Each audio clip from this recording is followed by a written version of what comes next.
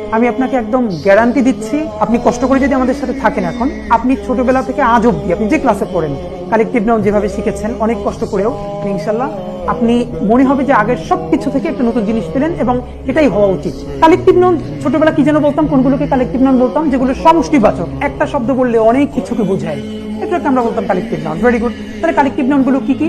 এই যে অনেকগুলো কালেকটিভ নাউন আছে, জাস্ট একটু দেখবার জন্য সবার সাথে দিয়ে রাখলাম। দুটো জিনিস পড়তাম। নাম্বার ওয়ান, কালেকটিভ নাউন কি? যেটা কালেকটিভ নাউন সমষ্টিগত বোঝায়। কি কি কালেকটিভ নাউন আছে এরকম আমরা একটা লিস্ট বলে ফেলতাম। এরপরে আমরা রুল মুখস্থ করতে শুরু করতাম। কালেকটিভ নাউন কি সিঙ্গুলার নাকি কালেকটিভ নাউন প্লুরাল? খেয়াল করেন তো, এগুলো দিয়ে আমরা কি বুঝাই? বাংলার সামষ্টিকতা বুঝাই, সমষ্টিবাচকতা বুঝাই। মাছের ঝাঁক, তো যখনই বলি মাছের ঝাঁক তখন কি একটা মাছ? না, অনেক মাছ। গরুর পাল, এই যে যখন পাল বলি তখন তো একটা কথা বলি না, আমরা অনেক গরুকে বুঝাই। এর মানে ঝাঁক, পাল, দল, মালা, রাজি, জুথো, কথার ক্ষেত্রে বলি বৃন্দ, এরকম যত কিছু বলি সবগুলো দিয়ে আসলে আমরা কি বুঝাই?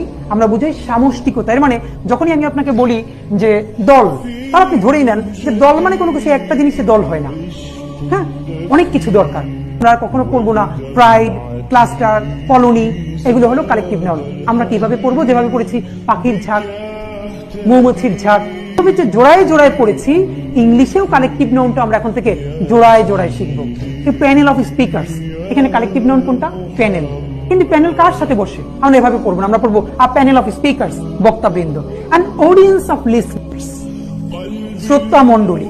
আ team of players, a herd of cows, তাহলে হার্ড। 2 নম্বরে a drove of camels, drove.